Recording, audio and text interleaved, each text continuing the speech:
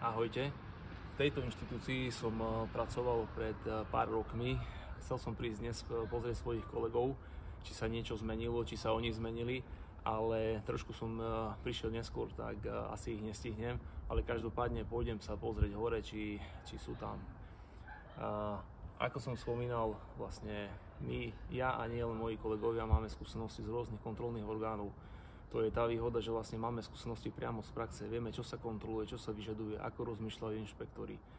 Vieme, na čo sa zamerať. A máme poznatky nielen z obchodnej inšpekcie, ale taktiež z rôznych iných kontrolných orgánov, ako je napríklad finančná správa, ako je inšpektorát práce, ako je živnostenský úrad a tak ďalej. Z toho titulu vieme zabezpečiť vaše prevádzky tak, aby v prípade kontroly ste mali všetko správne. Dôverujte nám, dajte si od nás poradiť a v prípade kontroly nebudete prekvapení.